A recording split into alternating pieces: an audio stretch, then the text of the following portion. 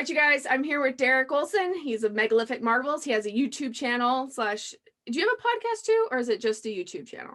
Yeah, we do have a podcast. Yeah. Yeah, and he's an explorer and an adventurer. So we're here today to talk to him about, amazing things.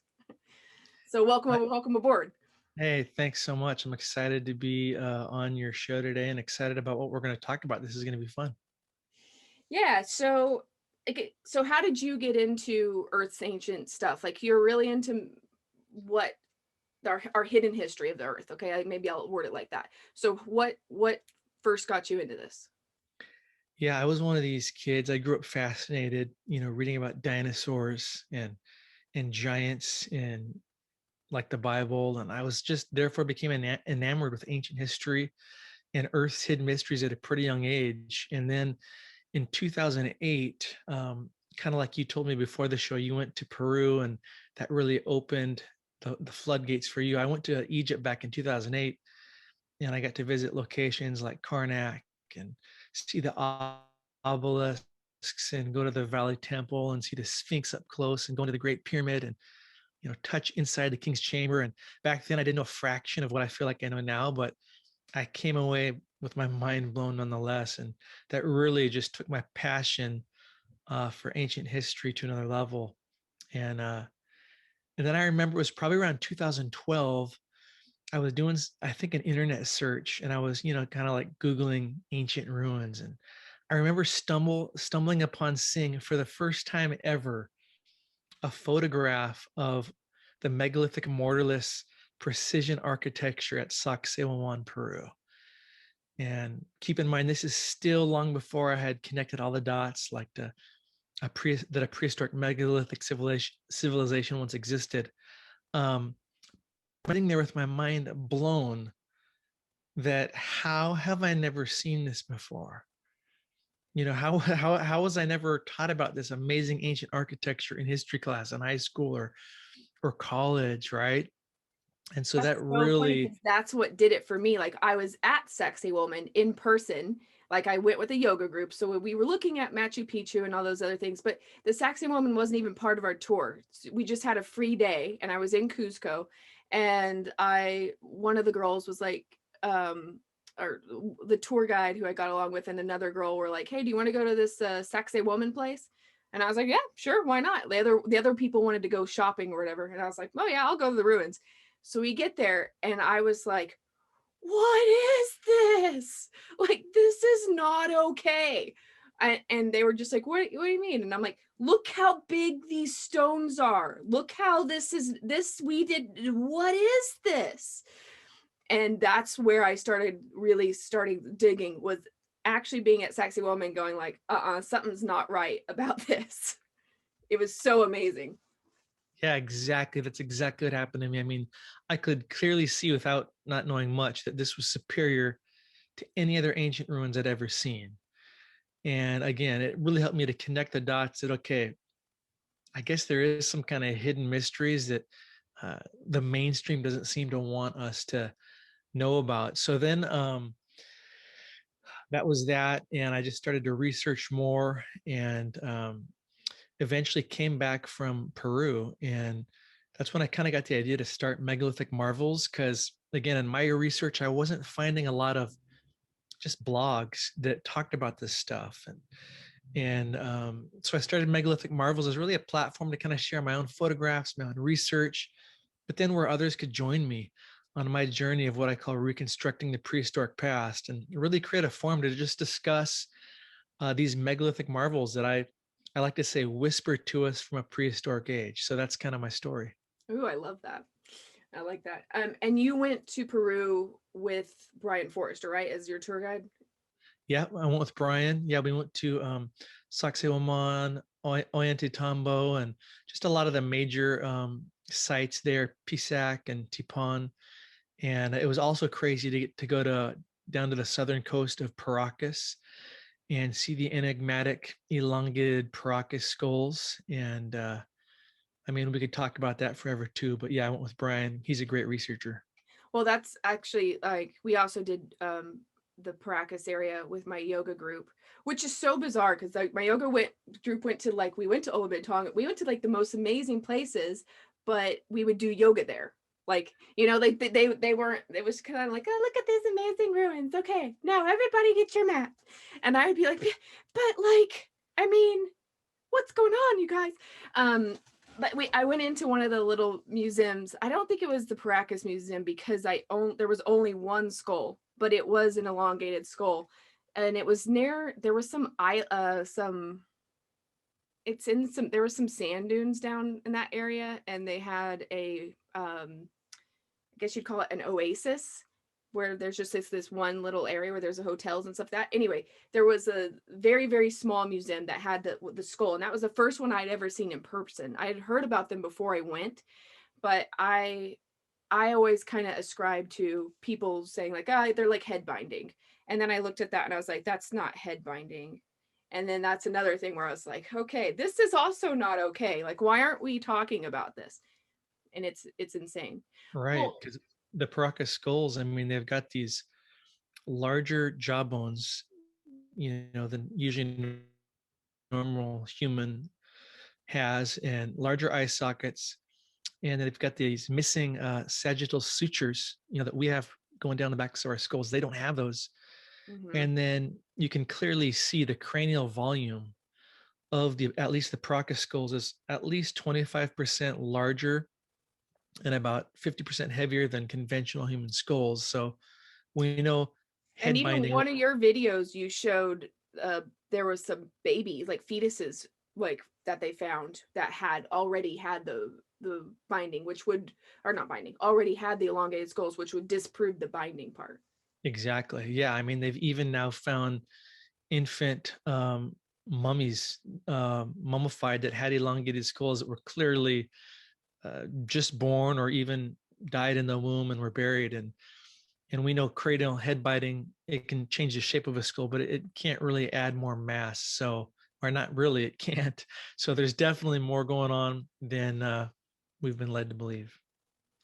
So I went to it's interesting that South America is such a hot spot for the skulls, because I went to Colombia in March of 2020, and I went to a town called the Muska tribe is what it was called, and there was a little museum that they had there, and they have a bunch of undug graves, and they weren't elongated like the back of the skull or the top, but they had almost like two. I don't know how to explain it, like that, like they have a grouping of skulls that they have on display there that have like three stitchings in the middle, and they were way rounder, like they had like a big bulb on the top of their head, and it was almost like they had two, I don't know how to explain it, like they go two big mushroom skull things on their head. And I was Right. going like, this is not normal, why aren't we talking about, why isn't this everywhere, what is that? That's uh this is a bizarre anomaly. And it wasn't like one two, it was like, oh yeah, we have 700 skulls that we found that are like this. Oh, 700, okay. Huh. Yeah, it's crazy. I mean, yeah, really all over the world. I've been studying lately, and we can talk more about this later with some of your other cool questions you sent me. But yeah, I mean, the Black Sea has so many elongated skulls that are very similar to those of Paracas, and even there's been elongated skulls. A lot of people don't realize this. In California and Catalina Island, a researcher named L.A Marzulli kind of has brought that to the light the last 5 years. So that just blows my mind that even in California, they've unearthed elongated skulls, like we see in Peru. So you actually did a video of where you went to the Lovelock Caves, which is supposedly where they found some redheaded giants, which I'm also obsessed with the redheaded giants. So can you talk about that? Yeah, I went there, man. I was living in California at the time, and yeah, I drove with a friend over to Lovelock. It was, several hours east of the Sacramento area. And because I had in my research, again, this was back near 2012 when I started to go down the rabbit hole of a lot of this stuff. And I kept hearing about Lovelock Cave and these supposed redhead giants. And so we drove out there, And man, it was just an incredible adventure because it was super hard to find this cave. Like they make it hard. Um, there's actually a Lovelock museum in in the town there of Lovelock, but it was closed when we showed up. But we asked around and made our way out to the middle of nowhere in the middle of Nevada. You almost feel like you're kind of on Mars or something. The way the landscape looks, very barren. Um, but you kind of start to go up a steady grade, and eventually, in the distance, you see this massive cave. And we went inside, and it really did feel otherworldly, if I can say that. It just felt ancient, if that makes any sense to anybody. But they've built a deck that you can walk in because the cave is pretty massive and it goes deep. So you can kind of walk up inside the cave and look around. And the first thing you notice is that it's literally just the ceiling of it's covered with black, like black smoke, fire from fire. And so that was interesting. But again, if you read we've got a blog about this at megalithicmarvels.com. Just Google that and Lovelock Cave Giants, but you'll see the series I wrote. But yeah, I mean, the tale of, it's called the Sitica. That's what the Paiute tribe there in Nevada called this legendary giant race, the Sitica, which means tool eaters. And essentially, this was a legendary tribe of red-headed giants that lived in the area and would cannibalize the Native American tribes. And so, eventually in prehistory, they came together and they formed an alliance and they went to war against these these red-headed giants. And the tale says that they pushed them into this cave and covered the entrance with brush, lit it on fire, and basically burned them alive. Yeah. And that sounds all pretty wild and crazy, right? Until you read the book that was written by I can't remember her name, but one of the princess of that tribe wrote a book. She's one of the first Native Americans to ever write a book, and in it she talks about these legends, and she also talks about a dress she had that was passed down from her forefathers that was it had the red hair of these giants sewed into it, and it was their most treasured garment. And then what makes the story even crazier is that when archaeologists finally started to dig around in there, they discovered a humanoid looking skull and bones and skulls that measured to at least 6.5 foot tall, really thick, what some would call giant type beings. And then there's reports of even bigger skeletons than that being unearthed. Yeah, but that's the question where you're like, but where are they? Like, they're never on display, and I'm sure they're not. When you go to the cave, I'm sure there's nothing around it. Right. Now here's where it gets really cool. Is there's a museum called the Winnemucca Museum in a town several miles over, and up until like 2005, I believe, or so, you could go into this museum and see a collection of ancient skulls, and there was at least two of them that were clearly much bigger than the rest. And around 2005, the Winnemucca Museum would hide them in a back storage um, room, and they would only show them if you asked to see them. And basically, they were told by the state that they couldn't show them because it basically doesn't fit the narrative, if you know what I mean. But you can clearly, I have pictures of these, and I mean, one clearly does look like a giant skull when compared with the others next to it. So there's people that have seen those and have written about it, and we document that on our website too. But there You are can even go that's there what now. make You can't. Like, if you were to go and ask if you could see them now, they don't have them to be shown, or no, I believe you can still see them if you ask to see them, but they have to pull them out of a back room. They won't publicly display them. But along with these skulls, they've also found giant um, almost like stone pestles. I mean, that are just herking, that clearly a normal human couldn't lift to, grind their food or whatever. So uh, there's all kinds of enigmas surrounding that story, but definitely it's one that is intriguing to me. Yeah, that is really cool. It's interesting that you said it's hard, they make it hard to get to and all that because um I'm originally from a town called Los Lunas in New Mexico, and I never even knew about this until I don't know, maybe like 4 years ago or something, but there's this place called the Los Lunas Decalogue Stone, and it's this megalithic stone that's on a volcano that's, like not active anymore, about 30 minutes drive away from Los Lunas, and it's got Hebrew writing on it, or at least it looks like the closest language they've been able to identify it to is potentially Hebrew writing. And some people, my dad saw this stone when he was in high school and said, "Oh yeah, that's always they yeah, apparently people have been doing." So now when you try to go see the Los Lunas de la Quaj stone, it's right by they have a fence you can't see. I mean, it's like what do you call it, state land. You have to get a permit to go. You have to walk through a bunch of barbed wire fences. There's a waste management plant right or next to it, so they have a dump right next to the thing, and there's no parking lot, there's nothing. You feel like you're like, am I trespassing or what? I didn't know what to do the first time, so I had to write the state and be like, is that okay if I, like, whose land is this, whatever. Finally figured out, I got a permit to go up and walk on it, but there's zero help. It's the most difficult place to get to ever, and it's just the craziest thing to me because it is like the size of a car. The reason that the stone's still up there is people can't move it down. Amazing. I think I have heard of this, but man, I didn't know about the potential Hebrew language.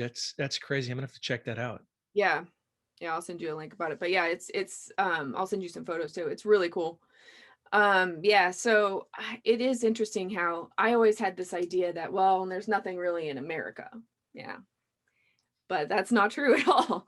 And I don't know, I kind of have this, what do you think is the real reason behind why this stuff is still hidden from us? Like, why are we still spouting my 13-year-old nephew? I asked him the other day, I was like, do you know who Christopher Columbus is? And he was like, yeah, he's like the Spanish conquistador guy that discovered America. And I'm like, okay, like, why are we still doing that to? Yeah, yeah, great question. I think I think there's a mainstream narrative that we're supposed to believe, that is basically, the further back we look in history, the more archaic and inferior we were. Um, so if you believe that, you can't believe that there was necessarily this golden age. I think that we might talk about here in a bit, that possessed, lost knowledge, ancient technology, and again, I think that's where the megaliths come in, and that's why they're so intriguing to me. Is these are like the markers, like the flags that this stuff, this lost age, this prehistoric world existed, but again, not in an archaic form, but I believe they had technologies that would blow our minds today. Um, so if they can keep all of that, just kind of covered up and hard to find, and nobody talks about it in history books, we won't ask questions. I think that's what it comes down to for the most part. Okay, so let's talk about the big question here. Like, so what's your, at this current time, where do you stand within your research? And I mean, you've interviewed Hugh Newman. I mean, you have a lot of really cool insights and people and things you've researched. So what do you think happened? Are you going with the like Atlantis Lemurian thing, and then we had like, it's not aliens, it's us? Or are you going with it's aliens? Or are you going with it's like, what's your story of Earth Ancients as you know it right now? What would you say? Great question, and a big one, right? Yeah. I mean, I think we might all see it a little different, but I think there's a lot of things we can agree on, right? I mean, I think that there was an elite uh, there were, as there's elites today in our world, right? There was elites in the prehistoric world that possessed and shared a knowledge that enabled them to construct the megaliths that we still see remnants of today. Um, and I think these megaliths bear witness to the knowledge that was probably lost in a great cataclysm or flood. And the ancients maintained that megaliths were built by the offspring of the gods, right? And this myth is preserved today in terms used by archaeologists, like that of the word cyclopean, right? In Greek mythology, a giant one-eyed sons of God were called Cyclops. They were the master masons, blacksmiths, metalworkers of what we call the Golden Age, or some call the Golden Age. And so the ruined megalithic constructions, that we see like scattered across Greece, in places like at Mycenae or Tyrans, were attributed to the Cyclops. And so I do believe there was a golden age, a pre-cataclysmic world where, as we would say, the gods mingled with man. Now, some people might call the gods ancient aliens. Some might call them the Nephilim, the giants, as mentioned in Genesis 6. But I think where both sides can agree is that these gods were obviously not fully human. They were hybrids of such. They had superhuman abilities. They had secret knowledge. And you read, ancient manuscripts and Enoch, and you find they have a common thread that these gods copulated with humans and conceived and gave birth to these kind of hybrid heroes of old, giants. And again, Genesis 6 mentions them briefly. The book of Enoch expounds on it in more detail. And then like Greek mythology really romanticizes and probably embellishes it. What, like And Hercules kind of thing, like the demigods? yeah, right. And so when you mention Atlantis, like we know that uh, Plato relates the tale of Atlantis, right? And he talks about this Atlantean empire, and it was they probably the most famous the most famous story of this would be Plato. And in his work, I think it's called Critias, he talks about this conversation between a guy named Solon of Athens and this like old Egyptian priest. And the priest is explaining to this guy named Solon that there was this advanced civilization that once flourished on Earth, and then they were destroyed by a deluge and other cataclysms. And the Greeks believed that they, had possessed all the new knowledge, but the Egyptians basically maintained that all knowledge was merely relearning of what was known long ago.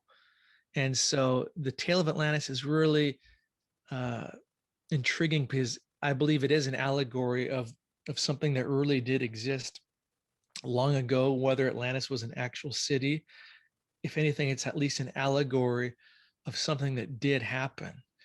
And the general narrative relating to like the commingling of God and man, and then the subsequent procreation of these hybrid offspring, can really be detected again in written records, in oral traditions, in almost every culture. And there's so many parallels we see in the Mesopotamia oral traditions, Egyptian, Greco-Roman, Mesoamerican, and really on and on. So to me, it's logical to conclude that these stories originate from the same source. Yeah, I think but then, you also have to take into consideration the other side of the world too, like the Easter Island, the East and the Southeast or whatever. But yeah, I like that. I like that explanation. So you think that it was an advanced civilization that was destroyed basically by which I think a lot of us, it's at this point, it's hard to even deny that there was a deluge, or that a young Adrias isn't real.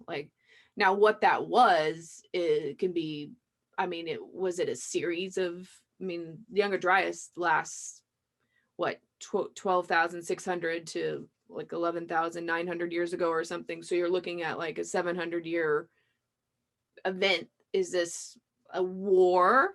Is this multiple, we went through some sort of weird astral belt and got pummeled like a bunch, or like what? Like, I don't know. Yeah, no, great question. I think it was definitely a great deluge, but then I wouldn't stop there. I think there was massive cataclysmic earthquakes, and we see evidence of this, all over. Brien Forester, we mentioned him earlier.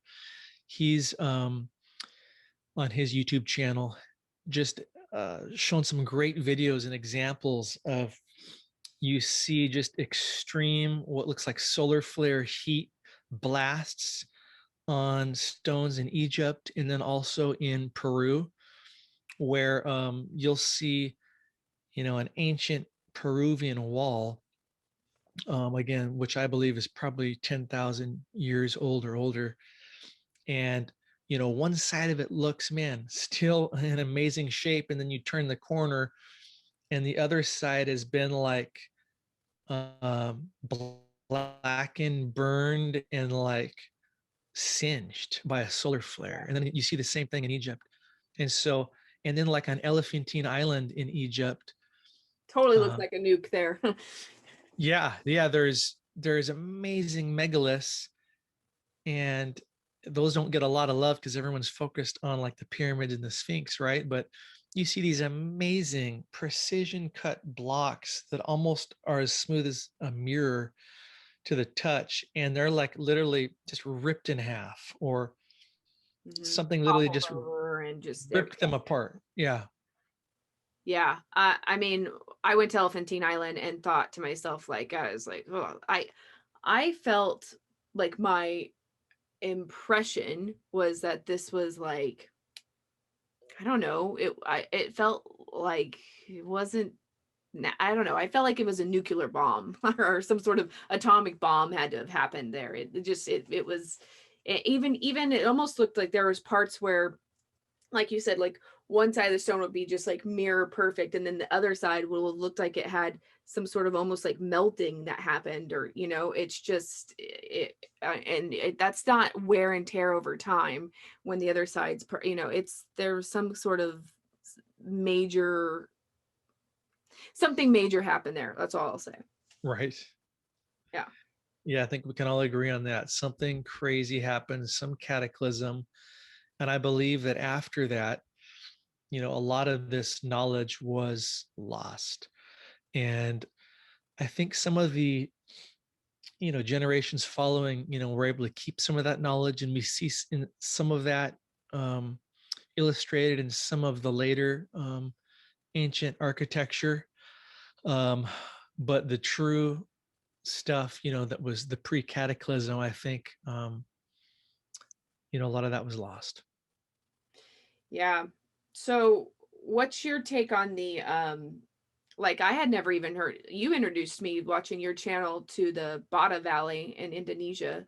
Like and those to me look very, I mean, they don't look exactly like Easter Island, but they do have the like no mouth, like just nose, like they have some sort of something about them had a reminder of me of that.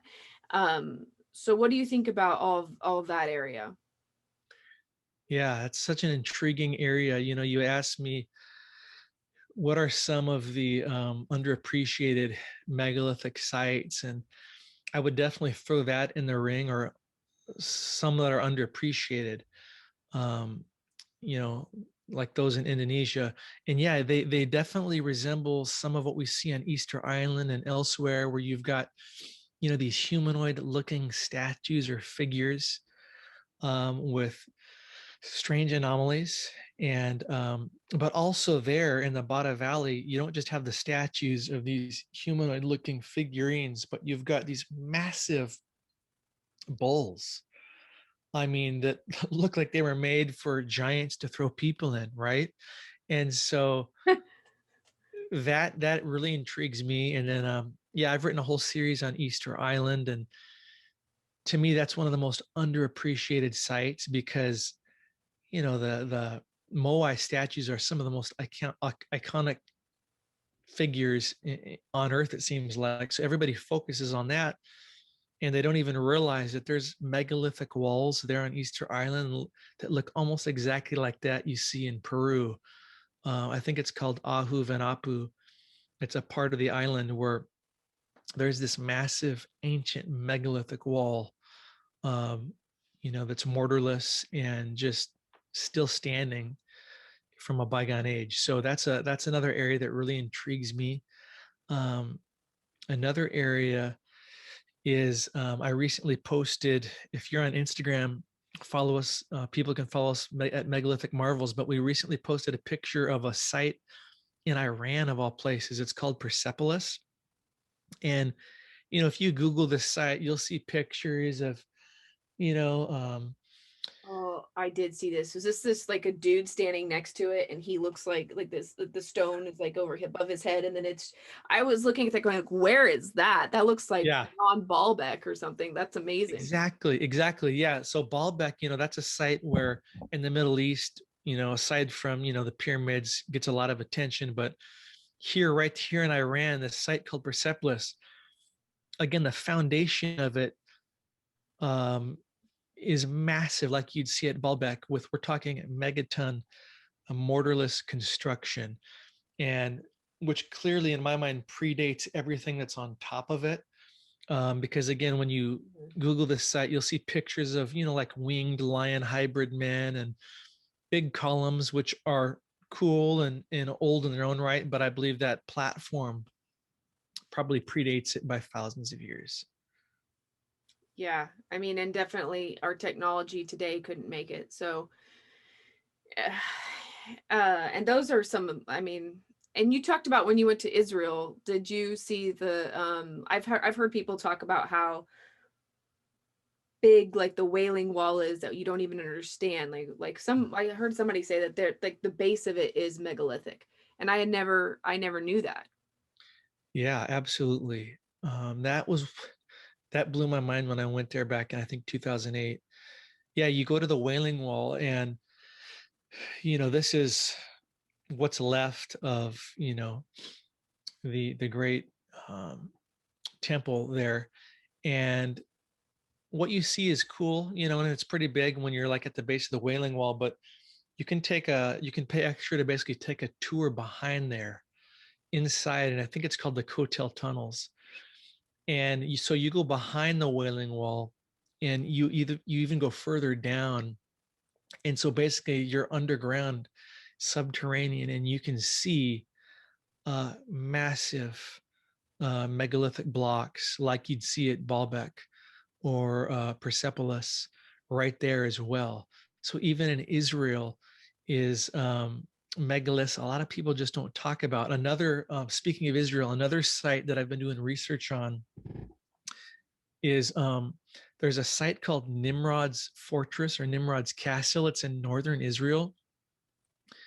Um, so again, when you look at this, you're thinking, oh, that's just a medieval castle, but you look at the foundations of it, and uh, it's all megalithic, mortarless as well, cyclopean style architecture. And what intrigues me about that site is it's right next to Mount Hermon, which is the legendary arrival place of basically the Nephilim. And so all kinds of sites that just people have no idea about. One more that I'll throw out at you is I'm fascinated by Sardinia. Have you gotten to see any of the ruins in Sardinia? I'm going supposedly. I was supposed to go last October, but 2020. So I'm doing a Sardinia and a Malta tour with the same people I went to Egypt with. We like about 8 of us have privately like on it. We're going with Maria Wheatley. I don't know if you know who she is, but yeah, so we're going to Malta with her, and then a couple of us are going on to Sardinia. So I have not been yet, but I've researched it a ton, and it's amazing because not only does there stuff with giants, there's also stuff with mini or little people. I don't know if you've looked into that with Sardinia. Like they have a range in Sardinia. Wow, no, I did not know about that piece of it. But yeah, the neurologic wells, or the neurologic, they call it the neurologic civilization. Hmm. It's so fascinating because you look at these wells. um, I think some of the sites that intrigue me most are Nulvi and Can- Canopoli, I think it's called, and then Santa Cristina. And these are like subterranean, precision crafted wells, or what look like wells. And I mean, cut right into the earth, that must predate everything else on that island. So you take that, and then you see all the Naraji towers. Yeah, and the Naraji are, what, how do you call them? Like, they almost, for me, when you look at an aerial view, they look like cells or something. They're rounded wall. I mean, it's a very organic feel compared to anything else that and I find that to be the most fascinating thing about those.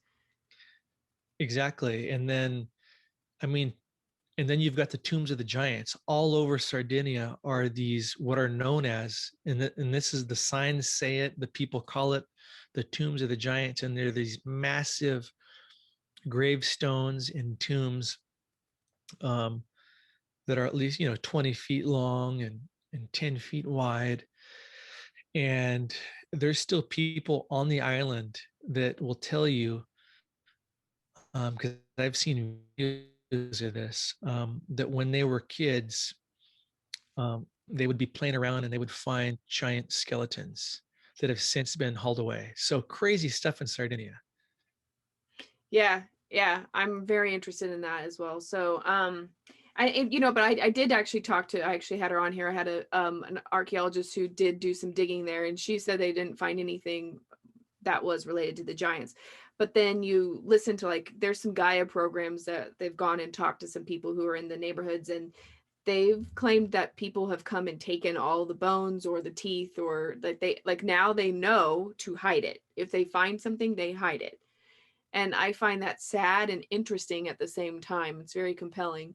Like, there is a part of me that, like, when you really start looking all around, there is, like, somebody doesn't want everybody to know this stuff. And I don't know that it's just like a Harvard professor who's like, no, we mustn't challenge the status quo. I almost think it is our current elite doesn't want us to know about their former elite or whatever. I don't know. I have no idea, but and I guess that's maybe too assumption based or whatever, but I also I also wonder, okay, where did these people go? Did they literally just die off, or did they, do you ascribe at all, or have you ever looked into, like, breakaway civilizations?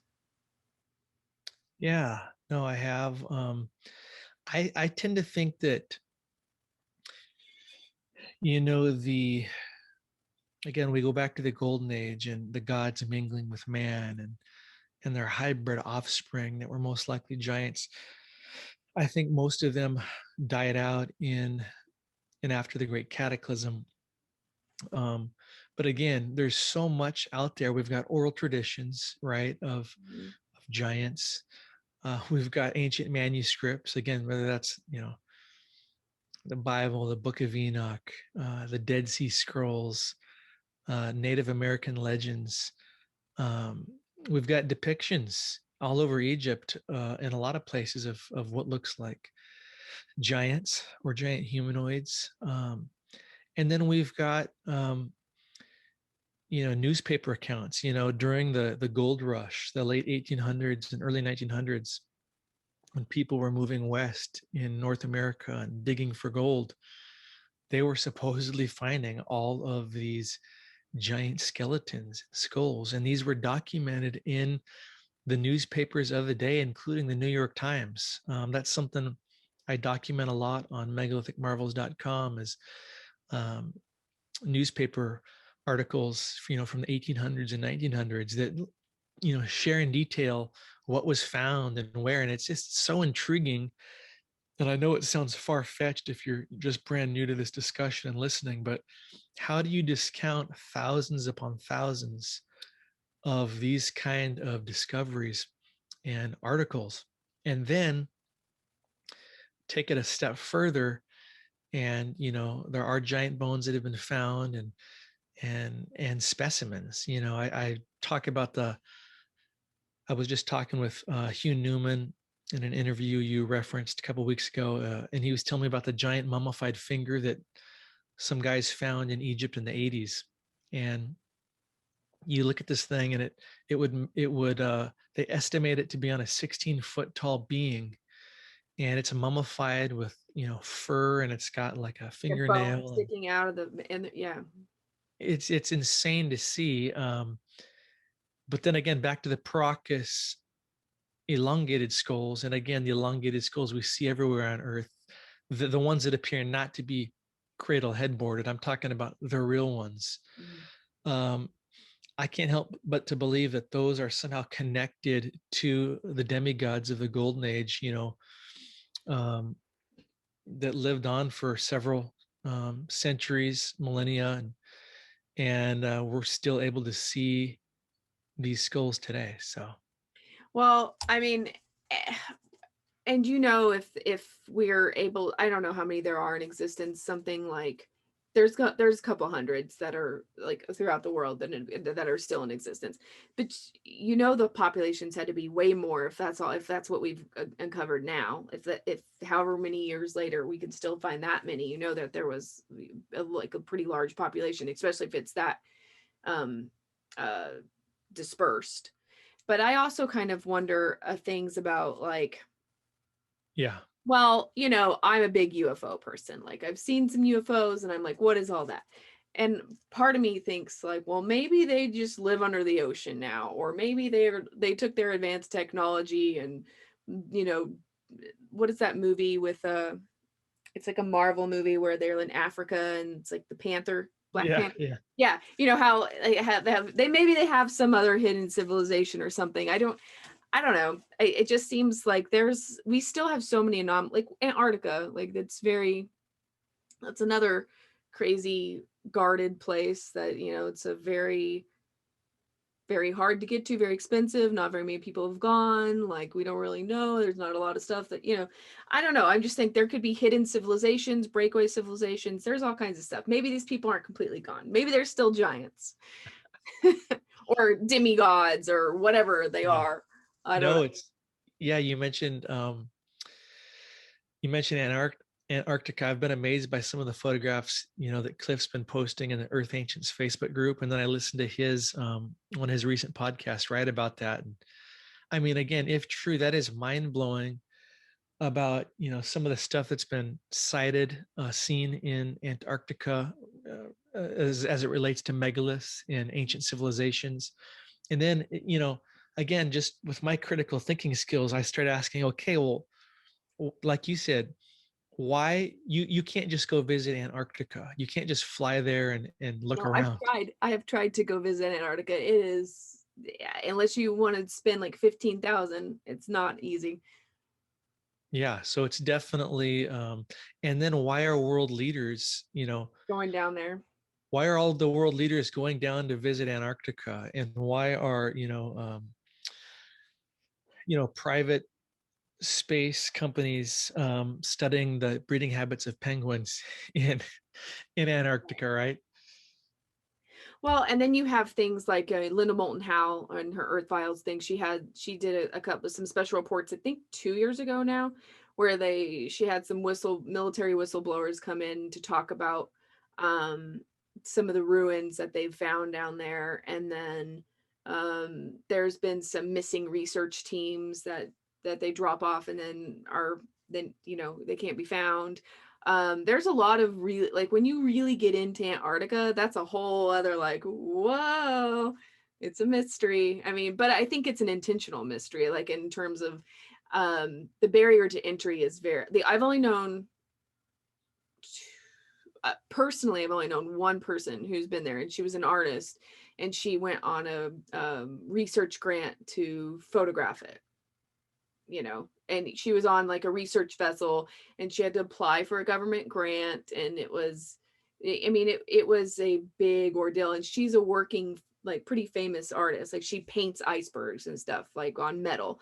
She and sells them for thousands of dollars. So that, like, anyway, that's the only person I've known who's actually been in person. It's crazy. Yeah, it's super hard to get there and makes you wonder. Yeah, It really, really does.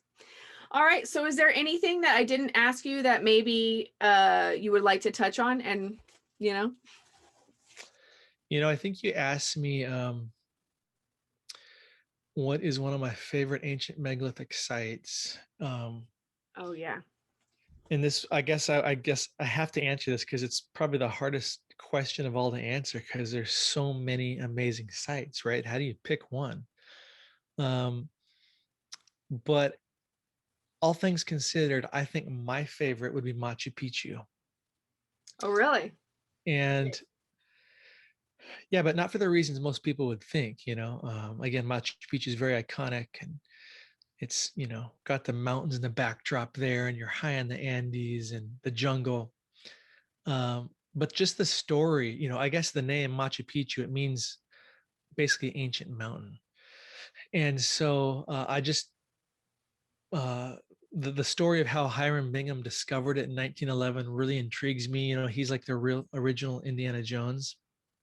And just the way, again, the city is set up with jagged mountain tops behind it and the lush green jungles Mhm. is amazing. Now, mainstream archaeology, if you go visit Machu Picchu, like I think you did, they're going to tell you that, the Inca built this around, I think, 1450 AD. And what is that, 550 years or something? Right. Um, and don't get me wrong, what the Inca did was amazing. I mean, to even try to attempt to build the stuff on a top of the Andes Mountains is incredible. The terraces, the dwellings, I mean, and it um, is really high up there and it's really far away from a lot of stuff. So, right, so remote. But you look at the Inca construction; it's made of rough stone, it's made of clay mortar, and again, amazing engineering in their own right. Um, and that's what most of the tourists pay attention to. But if you're there and you look closer, or you start looking closer in photographs, um, you'll notice there's a megalithic core, and it's made of this white granite, uh, very hard stone. And when you start to look at Machu Picchu as you're entering, you can see that everything else was built around and on top of this megalithic core that looks far superior, far more far superior engineering. And even in certain places, there's secret chambers some people don't know about in Machu Picchu.